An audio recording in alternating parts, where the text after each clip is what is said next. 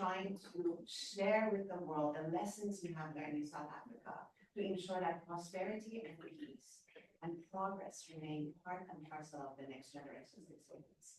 Thank you for being here this morning, and over to you, Ruth. Thank you, Terry. Let's have a round of applause. So it's my absolute pleasure to moderate this panel and to welcome you all here to Conduit. We at Conduit are very proud to be part, in a very small way, of facilitating what's happening in Education Town and in Johannesburg, and to be working alongside Taddy and Maharishi. I have the absolute honour, here he is right, of visiting the campus that Maharishi has in the CBD of Johannesburg a few months ago as part of my work here at Conduit, travelling alongside Michael.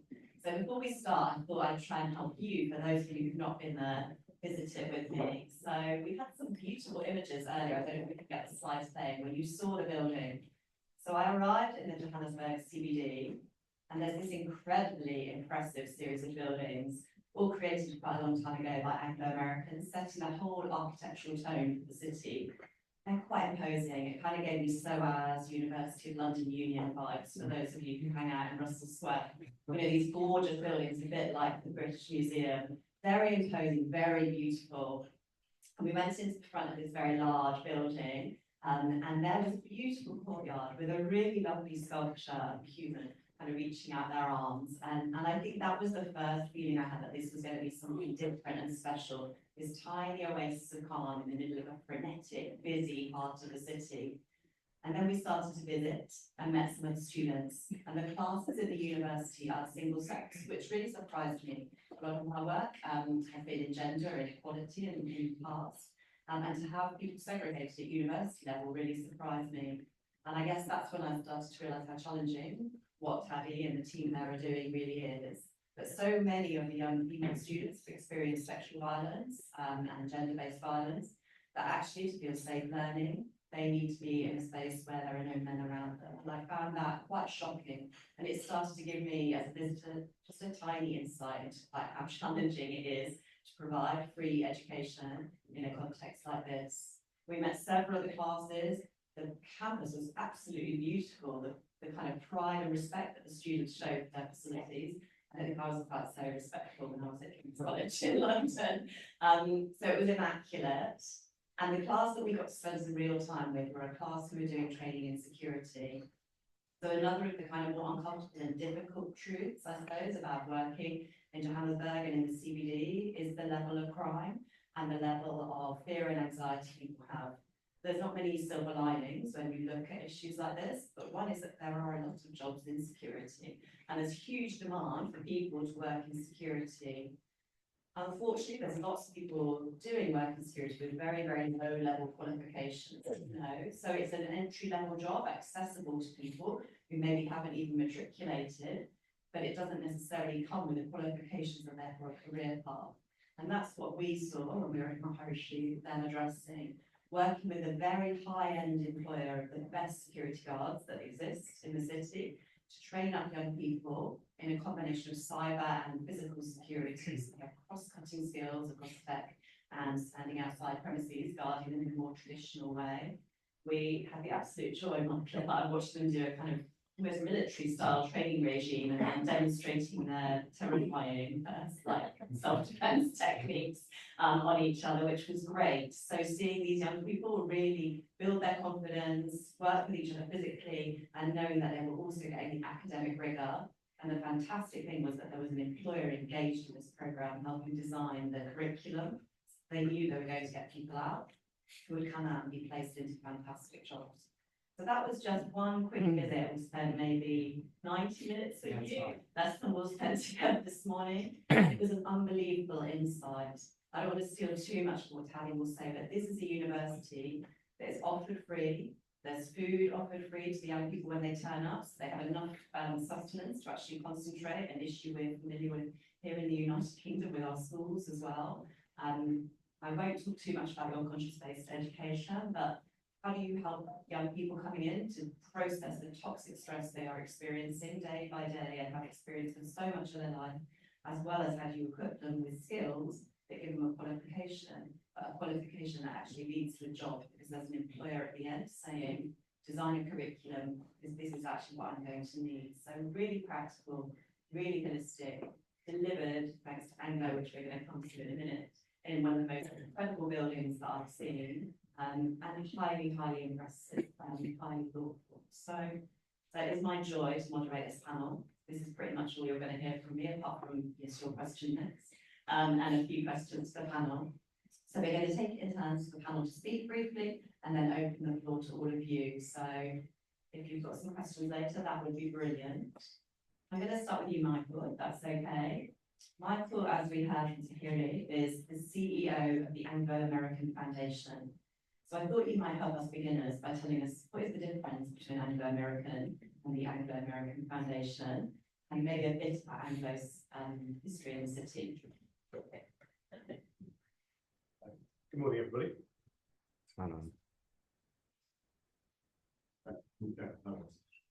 So yeah, lovely to be here. Thank you, Ruth. Great to be here. I'm glad Taddy. So what's the difference? So the Anglo American, I'm assuming it's certainly if there's any South Africans in the room, you know Anglo American. I don't think they need any introduction. The Anglo American Foundation is an independent charity that is founded and funded by Anglo American. We operate across globally. We have a foundation based in South Africa. It's been around since the 1970s, funding a range of different programs.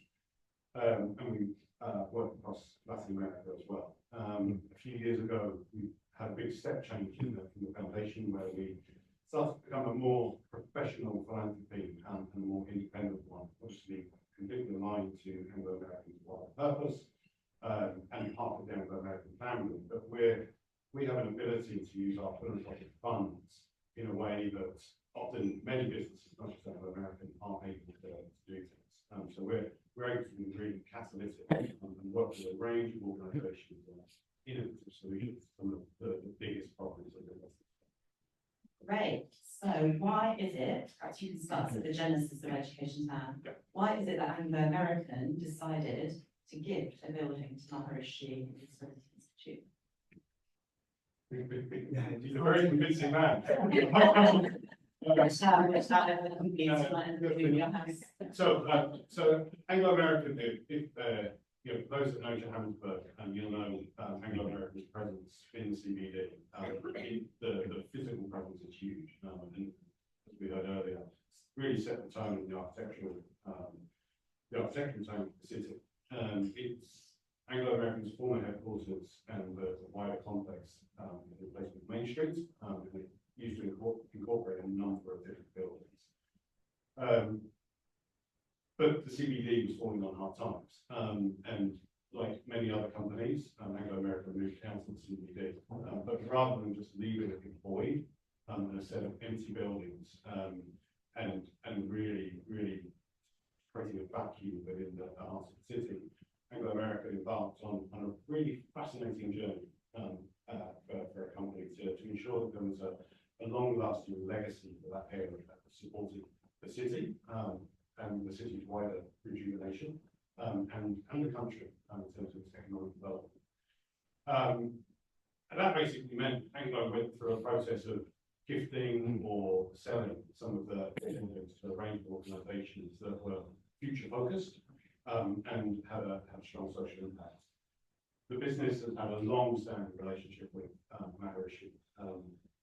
Second thing that you've had from Anglo, which is amazing, and you know, Taddy does incredible things. We'll talk more about that in a moment. But yeah, Taddy put in a pitch pretty much straight away for number 44, sorry, 45,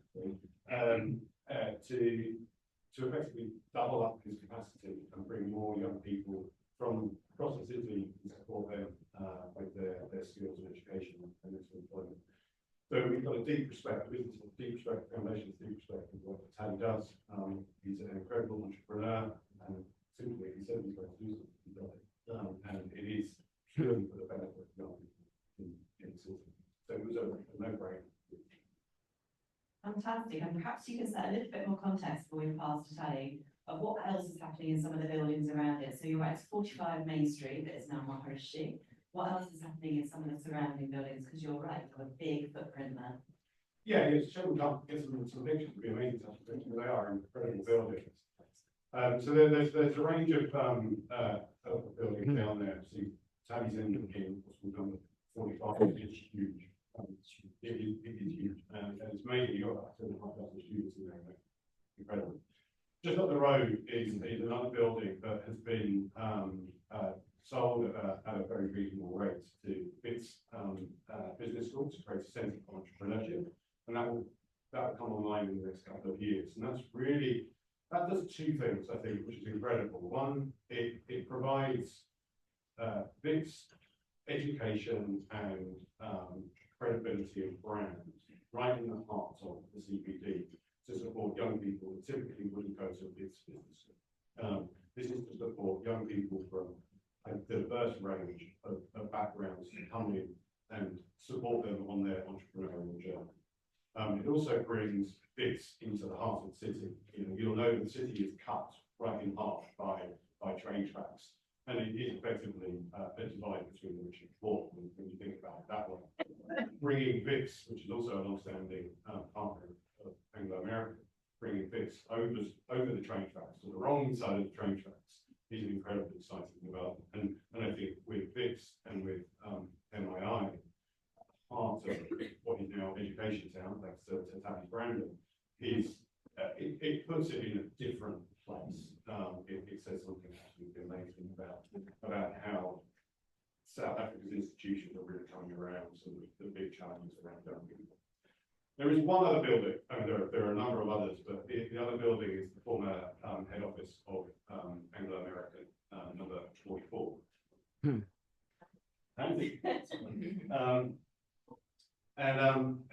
So this is the corporate heart, the historic heart of Anglo American. And Johannesburg is where gold was found, and that many years ago, and that set the tone and the development of South Africa. And Anglo's relationship with South Africa is symbiotic.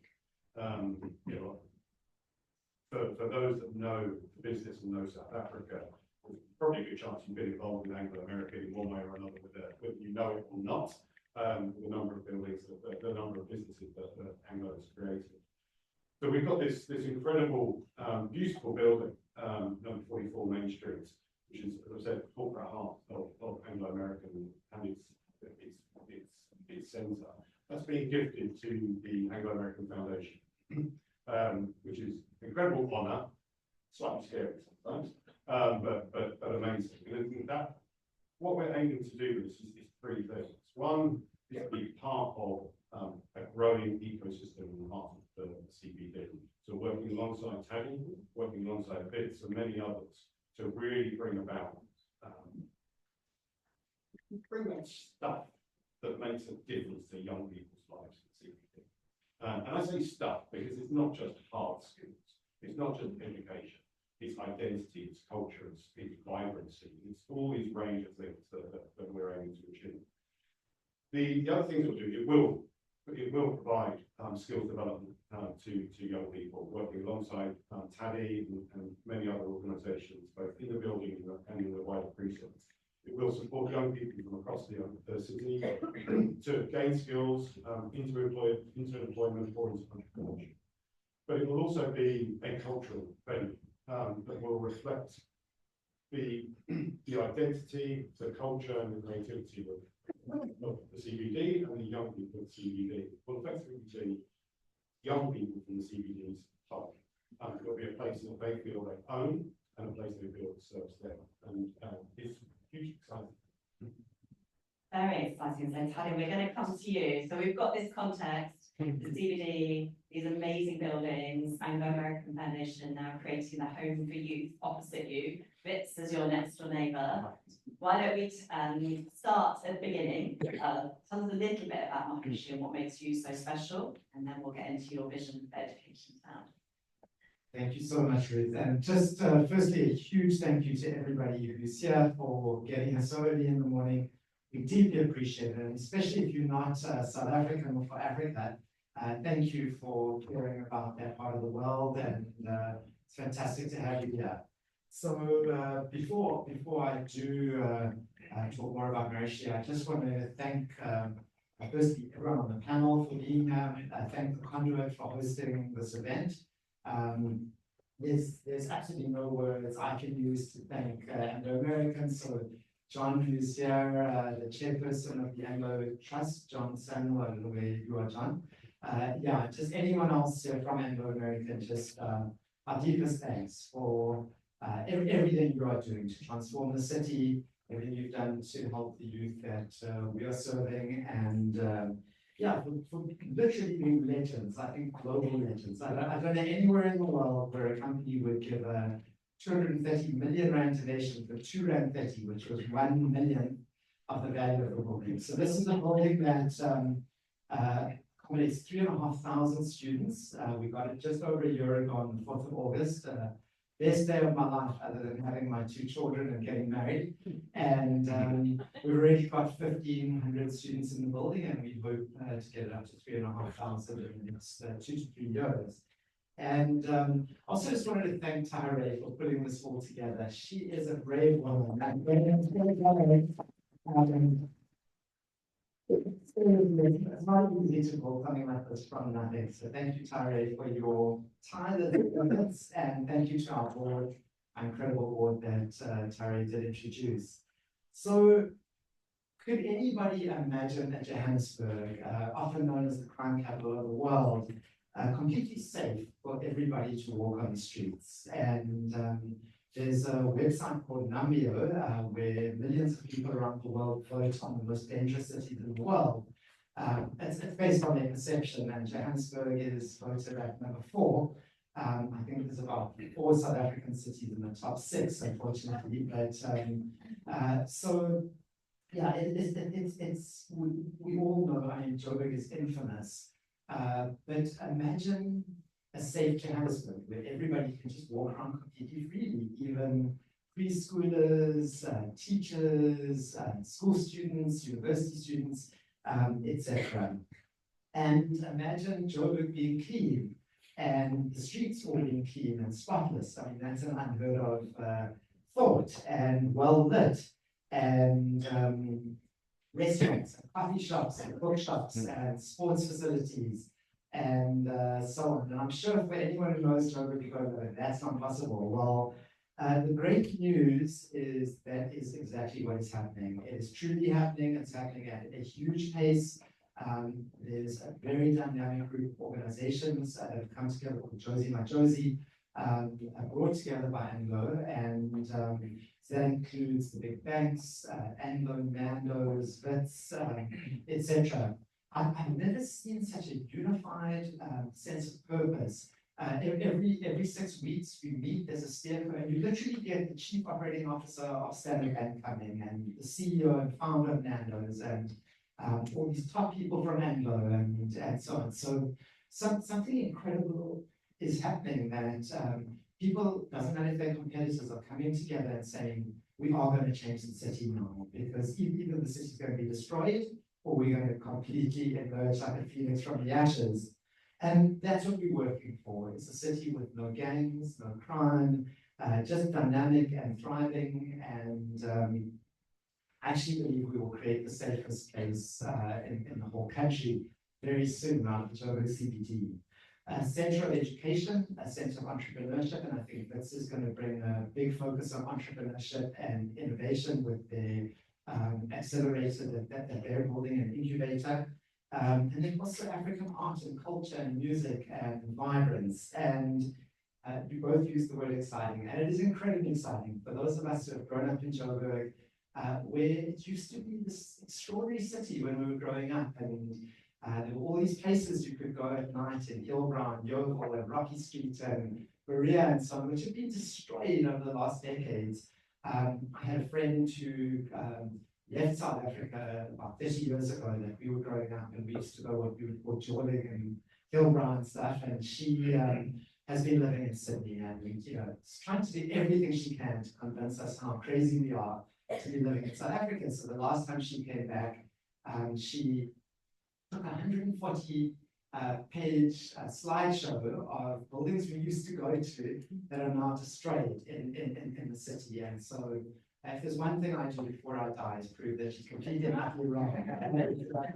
And so this is the most wonderful city, full of life. And what is an education town? So the education town is really a significant location-based social and economic ecosystem that is built around a strong educational institution or educational institutions, and it generates all kinds of economic activity around itself. And I think we've been doing a lot of research on this. We've been researching education towns all over the world, which is why a big part of our plea to Anglo American was that we're probably never going to get big companies coming back into the city, but we could turn this into an education town. There's 10.5 million people living south, west, and east of the city.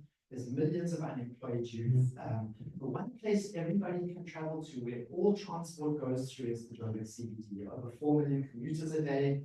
It's the cheapest place to get to. So it just makes logical sense. So we started to do this analysis, and we looked, obviously, I've been going to Oxford, to the Scholarwood Forum for many years.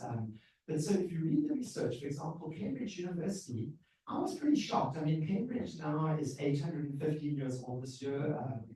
Oxford is 928. First, it's incredible that an education institution could live so long, and that's how they've anchored these cities. And so that's a very nice example of a location-based education town. The extraordinary thing about Cambridge and Oxford is they only have about 12,500 students at undergraduate level. They obviously have a lot of postgraduate students, but that's not a huge number. But Cambridge, in their report from January this year, they say they are supporting directly 86,000 jobs, even though they only have 12,500 undergraduate students. They also say they're contributing £30 billion per year to the English economy, which is nearly 700 billion rand. That's a massive contribution. And for every £1 invested in Cambridge University, £11.70 of value is created. So this is the kind of economic ecosystem that builds. Now, if you think about where did Microsoft, Intel, where did they set up in the UK? They wanted to be in an education town. This is what we see all over the world, around MIT, at Stanford, et cetera, et cetera. And that is exactly what we're wanting to do for the Joburg CBD. At MI, we're just under 2,500 students now. We've more than doubled since we got the Anglo building. By 27, 28, we want to push to 5,000 in perpetuity. By 2031 to 2034, we want to get to the size of Oxford or Cambridge, when we've done research around the world. That seems like a very good number. If we get to between 10 to 15,000 students, we can make a seminal change in the future of the Johannesburg CBD. So that is really our push now. And so Joburg, of course, as we know, was a city founded on gold. I know my grandfather, my mom's father, came from the UK, from Newcastle. He had been a miner and then came down there and ended up starting a steel company. All kinds of people came from all over the world to, when gold was discovered in Johannesburg. And it was, in fact, 40% of all gold in the entire world has been mined in Johannesburg. So it's an incredible place. And for many of us who grew up there, we saw how apartheid kind of fashioned the city, where you've got the city centre, and then you've got all the suburbs in the north, and then you've got really all the townships, informal settlements, and so much poverty in the south. And the city kind of connects them. We see it as a gateway that can connect poverty and opportunity and unemployment and jobs and bring people into a better life. And so that's why it's a fantastic place to be. So that is what we're working on, specifically around youth from marginalized families.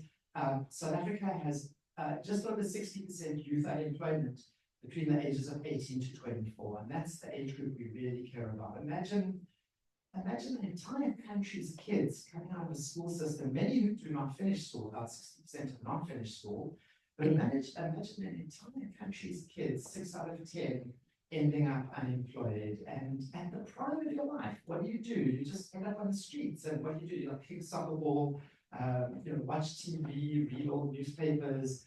How sad to throw away our greatest asset. People talk about the demographic dividend of Africa, that we're going to have 800 million youth by 2050 in Africa, but massive unemployment, only 1 in 6 in formal employment across the continent. So millions of these kids growing up with usually no mother at home, no dad at home, almost invariably no dad at home, and then growing up with a grandmother, a grandfather, and that is the norm in South Africa. Most people growing up without their father, and then growing up and just often having to hustle just to survive. And I call it like the twilight economy, because there are no formal jobs for them, they don't get the education and opportunities. So millions and millions of our beautiful, amazing kids ending up on the streets. And that is absolutely something we can change. And so it's obviously a lot of chronic anxiety and depression and fear and violence and all kinds of stuff that we see coming out of South Africa. And also, of course, the sexual violence that you're talking about, which is very, very harsh. And so what we wanted to prove is that we could take those self-same kids that have been thrown away, that nobody wants, that they haven't finished school, or they finished school with the worst school leaving kinds of results. They can never go to university, they're just stuck.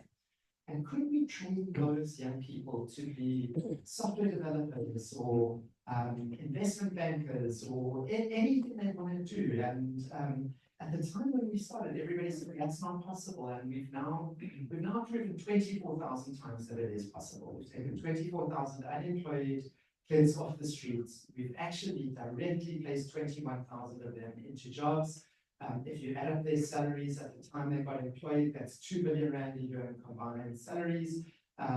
If you conservatively estimate their career trajectories, basically if they never get a salary increase, they will earn 59 billion rand combined of their working careers. So we've set a target for ourselves to prove this 100,000 times. Take 100,000 thrown away kids off the streets, 70% are women, many coming with abuse and trauma situations, and we believe those young people combined could earn R1 trillion between them, about $50 billion over their working careers.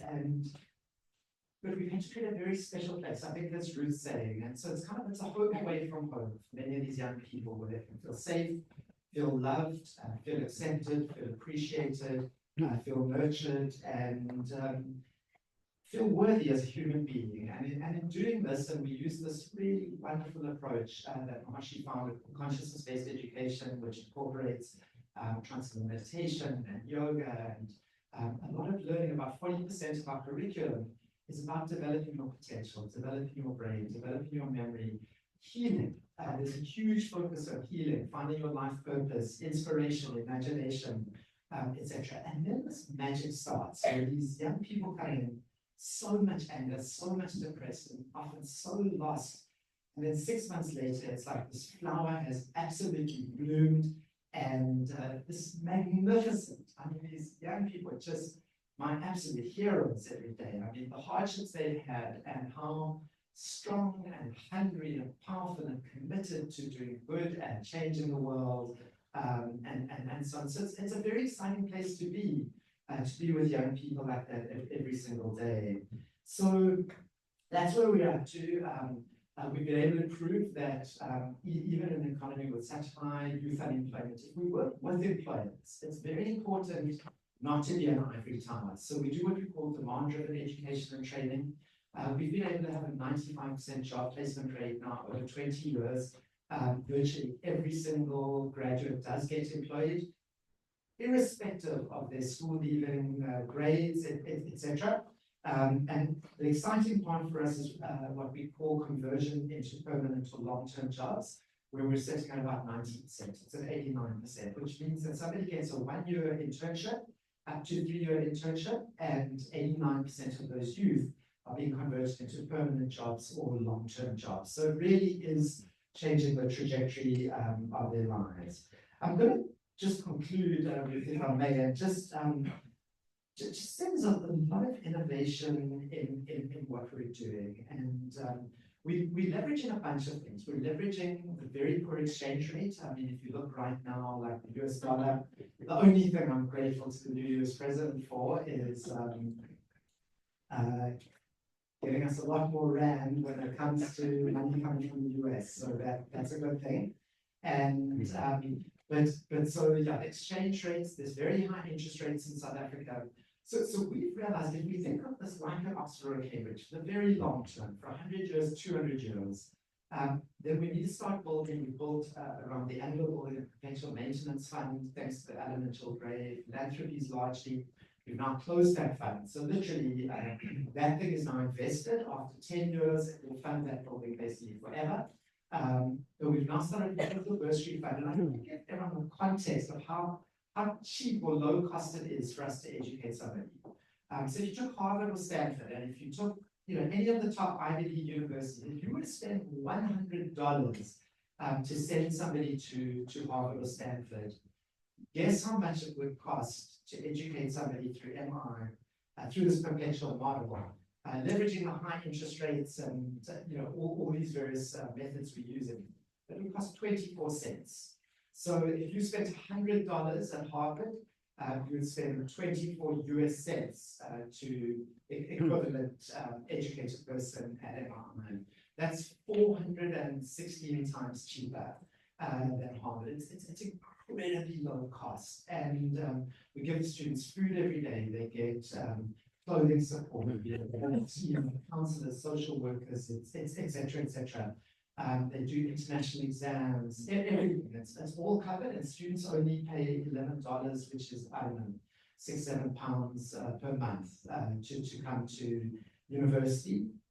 And yeah, so I think that's the key. That what I just wanted to share is it's an unimaginable time. We couldn't believe that we could have a government where people actually liked each other. Well, I won't say they like each other, they still hate each other. They're working together in the government of national unity. Who could have thought that was possible?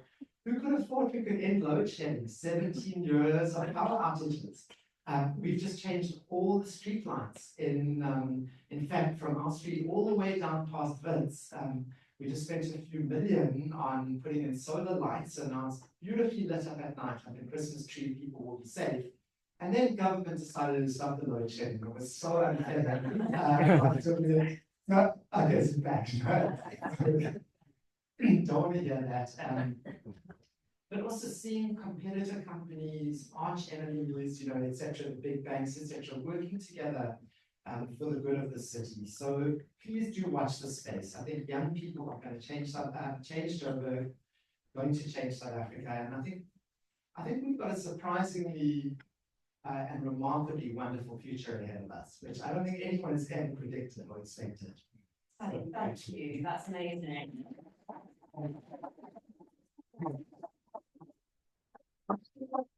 We'll take all kinds of questions, but before we hand over to you, I'd love to invite Kiso to talk about his experience as a student at Maharishi and now as part of the staff body there. So Kiso, please do let us know what it feels like from your perspective. Thank you very much. Good morning, everyone. Thank you for coming. And it's my great pleasure to be here and share my story with all of you. So my name is Pakiso Daoud. So I work as a compliance officer now at Maharishi Security Institute. So how I came about to is that I was born in and raised in Soweto.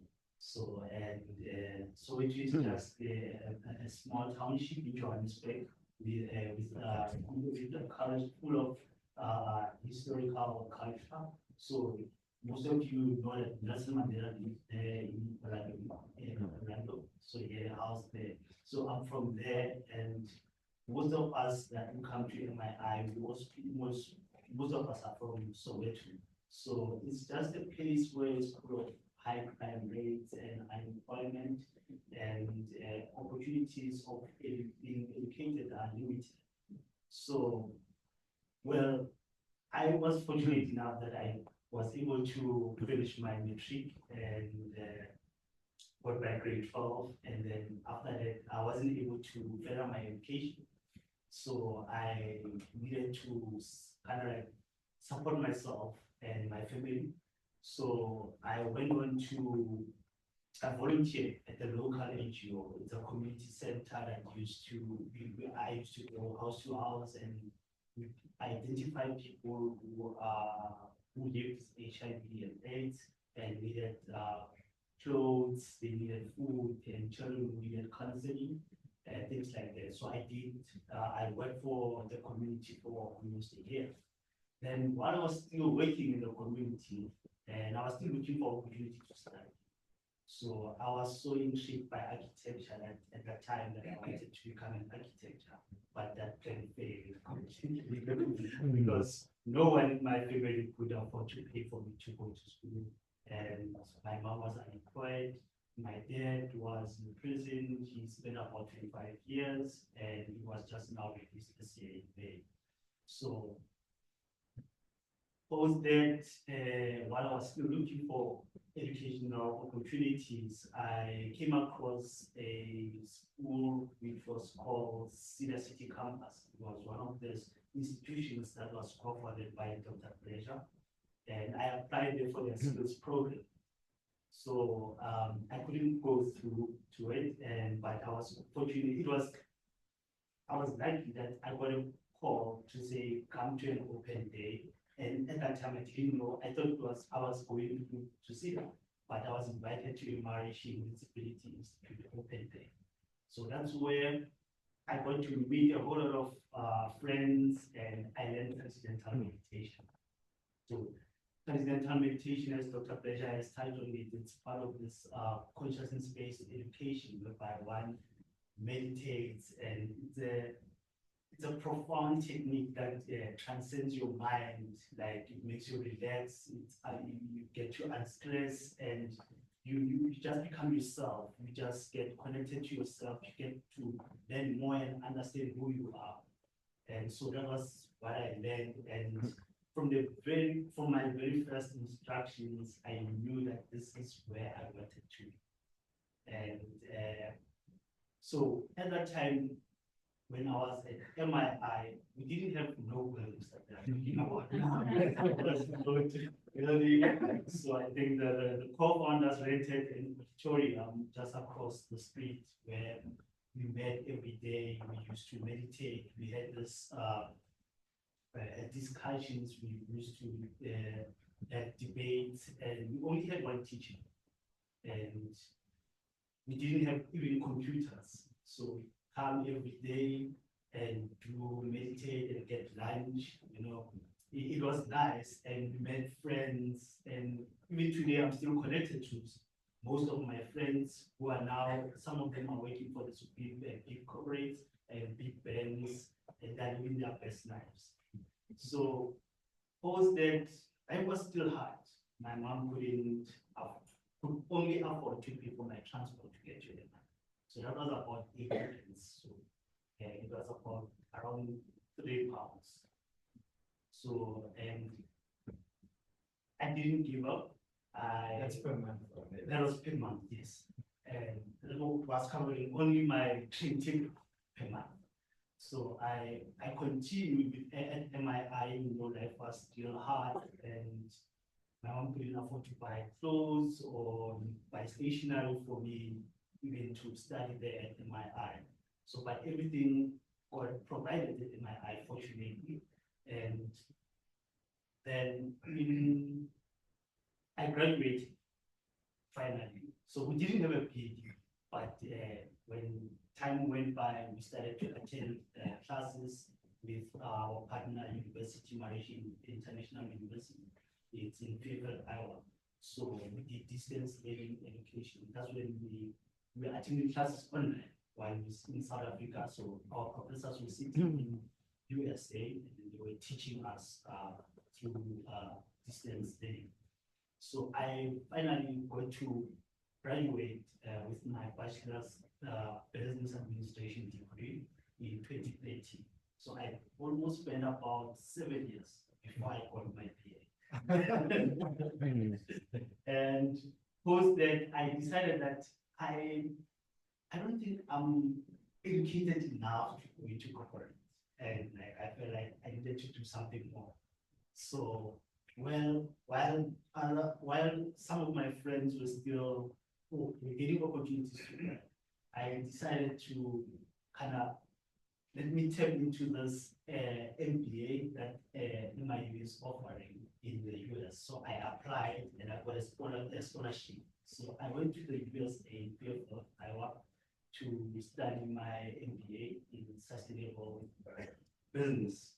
So I spent about 3 years there. It was so wonderful. The professors were kind, they were very knowledgeable, and they cared about us and our successes. I also made friends there. I met a whole lot of international students, and that made me realize that the world is just this big family. So you go everywhere, you meet family. So I was from home and living in home. So I experienced a lot of love and care and support from even the community. People that didn't know me at all, they used to invite us to their homes to come spend a night and watch movies and have dinner or lunch. So it was magnificent, it was a special and magnificent experience to live in the US for 3 years. And then post that, I graduated. And then after my graduation, I returned back to South Africa. We were still in programs. And I was still searching for jobs, but I didn't find any job. And I spent some time at another NGO where I used to go to schools and facilitate, talk to young students about entrepreneurship. And that was not sustainable. So I remember that I have a hope, Mauritian Disability Institute, and people were being placed into this big corporates. So I don't go back. And I went back. I asked for a job and I applied for a job. I got to work as an administrator in the legal and compliance office. Now I'm the person who handles the entire legal compliance of the organization. So I've grown from being a person who had no money, no education, and to this big giant who now sits on some of the boards. I organize meetings. I do this legal compliance work for a big organization that is growing from strength to strength. And I think Dr. B and other co-founders, everyone who supporting Mauritian disability institute, because they are making it possible for any youth who seem to be, who look life as if it's impossible and we feel not worth life. We wouldn't even afford to get into that university. So, but Mauritian Institute has given us that platform to grow. And also it has given us tools that we can do the same to others who are from the same societies and countries that we come from. So I thank you everyone, and this is quite soon down now, compliance officer. I'm the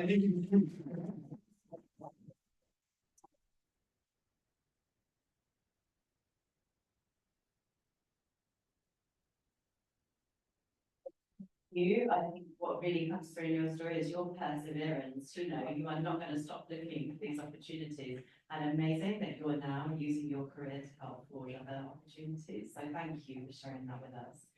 We have Katja, my lovely colleague, with a roving mic. There's a question here. So we've got time for a few questions if you want to start thinking ahead. Questions, not comments, if it's all possible. Hello, thank you. That was very inspiring. I'm Julian Asher, and I'm an impact investor and also the founder of an ecotourism company, which operates across sub-Saharan Africa.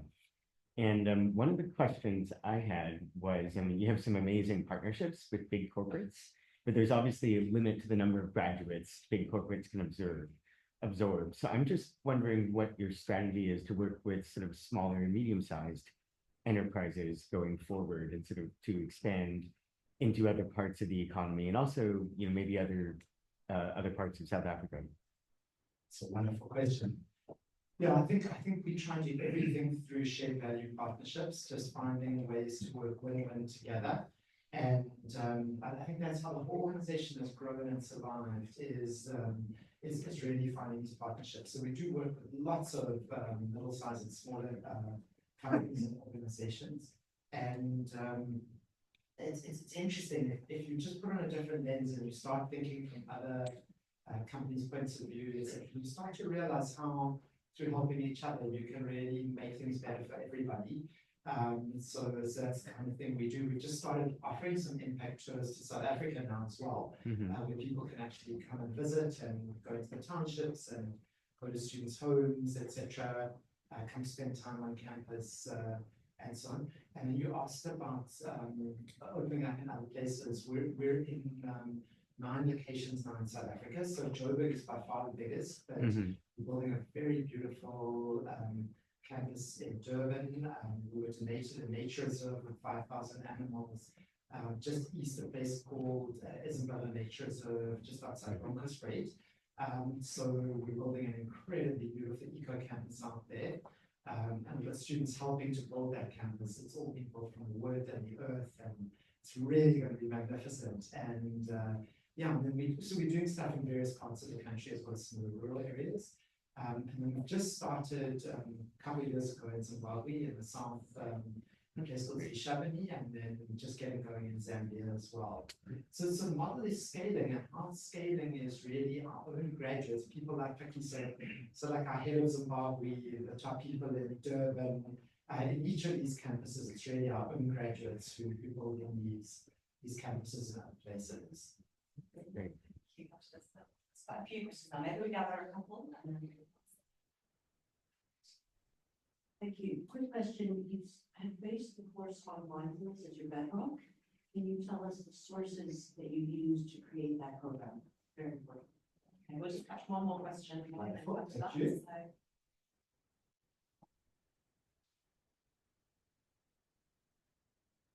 Good morning. My name is Jermaine Andrews, and I'm from Cape Town, the beautiful city of Cape Town.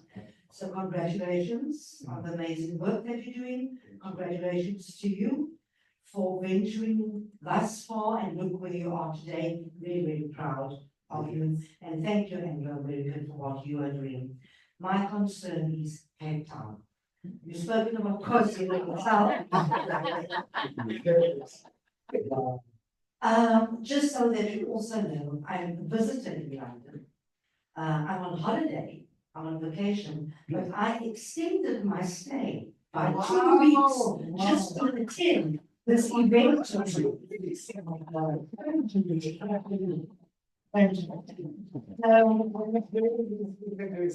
Well, very nice. Just one other thing I'd like to just ask and add to that is your students that attend the university. Are they recruited? Are placements offered to organizations? How is it done? I am a community developer. I'm recently, if you could call it semi-retired, if there is such a thing, out of government, 30 years in government. I've been doing community development there. I've now gone into my own organization. I have 12,500 youth in a program that I've designed and implemented called Life Counts. I've taken 5,734 youth to date in the last 2 years off the streets and put them back into school benches. I'm just wondering how you do it. Is there some synergy in how these things are done? Because I admire the work that you're doing, and my huge concern is, and I know that you're reaching the vulnerable youth out there, but are you reaching the youth on the street corners, the one who are on the drugs, who are now being rehabilitated back into the school benches? So I'd just like to know how you do that. Thank you. Sure. Firstly, I mean, congratulations on what you're doing. That sounds incredible. I don't know if this is working. It's Testing? Yeah. But I mean, that sounds like incredible work, and to get kids back into school, which is critical, because so many just give up. So firstly, we have been in Cape Town the last few years together with APSA, located in Lower Long Street. We've been working with kids really from the Cape Flats, so Mitchell's Plain, Taddy Blecher, etc. The challenge is because up until now we've had 100% job placement rate, but most of the jobs that they can give are in Joburg. They've asked us to relocate the campus from the offices in Cape Town, bringing it back to Joburg, which we've just done. We definitely will come to Cape Town. We'll come to Cape Town at the right time. It's just about finding the resources. You know, everything we do, we've got to do it strong, and we've got to do it for the very long term. Yeah, but there's no doubt that there's synergies. So I would really love to explore afterwards, and then that would be great. And then I think on the question on so I think especially with the growth of AI now, you know, we've always had an education system that has been so focused on learning from a textbook or from a teacher and then writing an exam and getting 50% or trying to get 80%, etc. So it serves a wonderful purpose, but it's only a certain type of knowledge, and there are other kinds of knowledge that can't really be learned from a book. And so, for example, through meditation and going deep inside, one can gain all kinds of knowledge you're never going to get from a book, like wisdom and humility and love and passion and leadership and courage and all these things that make human beings great, that are really going to be unfolded from the inside. If we want to develop leadership, it's going to come from the inside. Teaching people how to create harmony with others is going to really come from the inside. So this approach to education is one which it honors all these types of learning. So what you learn from a book, and the students write all the exams and everything else, but we believe all of that's being replaced by AI, and what really matters now is the human qualities. We must be developing truly great human beings who are creative, able to solve things in very innovative ways, and so on. And for that, we use this consciousness-based education. And the specific methodology is transcendental meditation that we do every morning, every afternoon. It's an absolute game changer in education. And I've been involved personally now in over 30,000 students being trained, and people come from the most terrible situations of just darkness, living in hell, often people, as you say, coming in gangs, scared for their lives, in drugs, can't get off. It's actually interesting now, we have a growing number of students, in Pakiso's day, as we started offering degrees, and we offer like a whole set of incredible programs like in software development, cybersecurity, network engineering, cloud engineering, banking, insurance, all these different fields. So people always would come for those fields. Now we have a growing number of young people saying, I'm here, I'll do a degree if I have to, but I'm really just here to meditate and find my life and get my life right. So I want to hell and I'm a mess, and and we're literally getting a growing number of young people coming to us. We did not create the consciousness-based education approach. That was created by Maharishi, who had brought our TM into the West. And what Maharishi realized was in education, you can, you've got these three components. The one is the books that people are learning. The other one is how you learn, which is the teacher or the process of learning. And then the most important of all, which is completely ignored, is the student themselves. And I fell in love with the system of education when I started to learn more about, read a lot of scientific research. I realized it's a no-brainer. How could you go through 12 years of education and not learn a single thing about yourself, or who you are, or what your life purpose is, or where you're going? It's madness. So we put billions of kids through school and we never teach them anything about themselves. Absolutely crazy, huge big mistake. And that's why we've got such a bizarre world with wars and craziness and terrorism in this day and age, because we haven't taught people how incredible they actually are inside. And if they develop that inside, we're a completely more harmonious world. And so for us, it's a total no-brainer. And the results speak for themselves, as I say, everybody's getting employed, everybody's getting to progress in their lives. So there's another question. Thank you so much. My name is Erin Brockwell. I am the founding group of a generative AI coaching company. Everything you said this morning is music to my ears. With the amounts of trauma that you've described and the impact of the transmutational learning, is there a need for ongoing coaching to make sure that people stay on track? Have you followed up with people a year, 2 years afterwards to kind of see whether this the change has been maintained? My experience of working previously in local authorities was that people would be fine while they were on the program, and then there would invariably be a bit of a drop off afterwards. So could there be a point of collaboration here around making sure that people get ongoing care and support using technology? Thank you. Had you one final question? You've got time for one over here as well before we run to the front. Oh, okay. Thank you. Good morning. My name is Taddy Blecher. I'm from the South African High Commission in London. Those South Africans who need passports or any form of consular assistance, please don't ask me.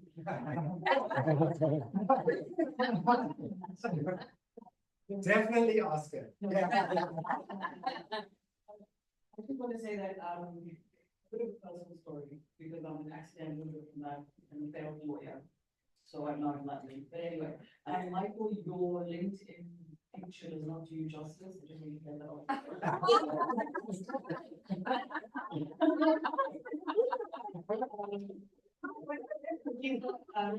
I'm so pleased to be here because your story is the story of so many of our people. Yeah. The story of intergenerational trauma is the story of the South African, the African child who deserves so much of love and empathy and tools and told how worthy they are. And as I think it was a 10-year-old, 12-year-old, we were introduced to TM, my parents and my sisters, and I still remember learning the mantra, and I still remember my mantra today. And sometimes when things just get so busy as it does in London, one tries to go back to that quiet place. So even when one is on the tube in London, you kind of find that harmony, right? Because it's this very peaceful vibration that tries to resonate, and you try to find that. So, Teddy, I mean, I was reading your story, and there's very few South Africans that I've met in my job as a diplomat, and I've served in the Netherlands, in Australia, and here, and those 3 countries where many brilliant South Africans have gone to for several reasons, one of the most being crime. And I just thought what a beautiful story it was that you decided, well, you have to stay. Because so many of us would just pack the bags and leave, you know. But you decided you have to stay, you have to do this, you had a purpose, you have a calling.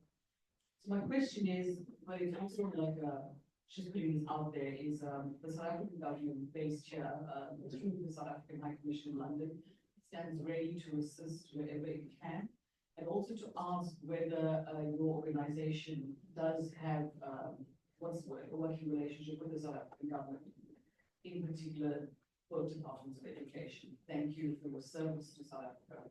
Thank you, Africa. Thank you. So then just to let the rest of you, I know many of you have not had a chance to ask your questions, and we're at time now. Taddy is moving up to the 3rd floor where we have a beautiful lounge area. You're welcome to come up. There's going to be some photos and a chance for you to chat more with Taddy and others afterwards. So please do feel free to come up to the 3rd floor with us afterwards if you'd like to. Am I allowed to overrun? There's one more question that's been desperate to answer. Okay, so Taddy, maybe you start answering the other 2, and then we're queued up for Kate to ask the final question. So AI coaching. Great. Yeah, so I think in terms of the relationship with South African government, we've got a fantastic relationship with the Basic Education Department. We've started an initiative called eCube. That's one of the priorities now of the Department of Basic Education, because it's to bring entrepreneurship and creativity, problem solving into the whole South African school system. We literally have over 1 million school teachers, school officials, etc., and parents already on this channel. This is a very exciting program, and we're rolling it out now in thousands of schools across South Africa. Department of Higher Education, we're still working to, I think, move forward in various ways. There is a lot of openness, I find, in government, and especially now in the Government of National Unity, to work with the private sector. I think people are seeing the wonderful coalition that's happening between some of the top business leaders in South Africa and government, dealing with things like corruption and load shedding, and so which is really making a huge difference. So we do have an entire team of 30 people working with government on a full-time basis, just to help in the school system, and we're hoping to grow that over time. And then the next question was AI. yes. So so I think just in summary, like where we see the future of education is education was always this very blunt instrument of having 30 people in a class. In South Africa, most of the time, it's 50 to 70 people in a class with a teacher, and the teacher just teaches to the average, and lots of people getting lost, and it's just not a great tool. Artificial intelligence is such a, it's not even a game changer. Human beings have always created tools, but we've never created a tool like this, where the tool is actually intelligence itself, and intelligence becoming more intelligent than the human beings who actually made it. So AI is an unbelievable tool for teaching, mentoring, coaching, everything. It's just an extraordinary tool.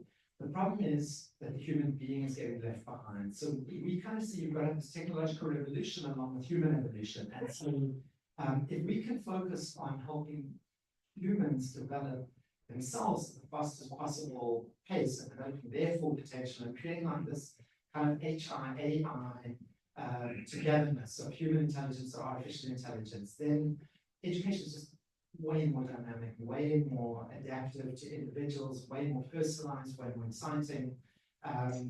So we're really pioneering and testing lots of things in this type of space. But this is really, I think, a very bright future. There's never been a more exciting time for education if you're prepared to evolve. If you're not, education is going to become increasingly irrelevant, because I just don't know what it's going to do anymore, the traditional kind of schooling, if it doesn't catch a wake up, basically, and evolve much more quickly. Hi, I'm going to take my prerogative as board meeting here, is to say, we're all going to walk out of here inspired. I've been taking for 30 years and I'm still going to walk out of here inspired. But to get to this 100,000 and the ambition, yes. I don't want people to feel that, Anglo's given this building and there are these big companies supporting. I think Anglo's given the building, which is incredible. But in order to achieve this ambition and to evolve humanity with the help of MI, we're actually going to need funding to be able to drive and get more kids through the door and make the difference here. And that costs money. So please be partnered with us in whatever way, employment, funding, whatever it is. But when you walk out of here, it would be great to hear, it would be great if someone just tried to think, what can we do to help MI? So I'm going to take my prerogative as a board member.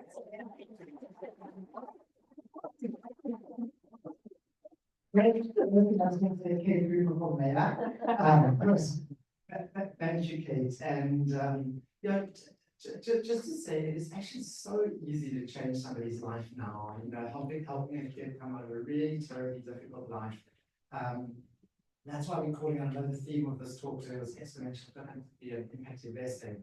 I just want to touch on it super quickly because I know everybody has to go. But firstly, as I was saying, literally you could put 30 students through Harvard University once off to do an undergraduate commerce degree, 30.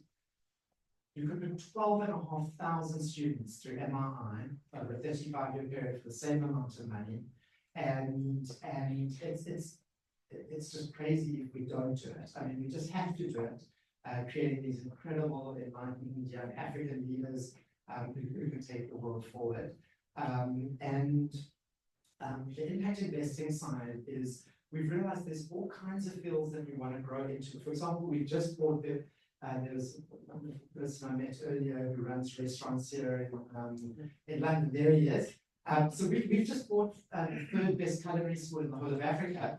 We want to train top chefs, both for the UK and Europe and cruise liners and elsewhere, because we can take kids out of townships and settlements and train them to become really top in catering, hospitality, tourism, etc. We're looking at a university now specializing in things like sports science and so on, because AI is definitely unquestionably going to take certain types of jobs away without a doubt. But there's all kinds of careers that we think will be strengthened, and where AI is not going to be disrupted, it's actually going to enhance, and very human types of careers. So there are impact investment opportunities if people want to help us acquire educational institutions, programs, etc. That we can go into more fields, offer more programs where people could take equity and could get a decent return, but allow us to help many more young people to get into jobs in good fields. We're wanting to invest a lot more in the Joburg CBD because property is so cheap there. That is not going to, it's going to be like Manhattan. I tell you, 10 years time, you will never buy property for the same kinds of prices. And the last thing I wanted to say is, but Andrew and Jay sitting here, and I know Tim, we've just created a partnership. These guys built one of the most successful contact center or BPO operations in South Africa called Merchants. It was acquired by Dimension Data, which is now NTT.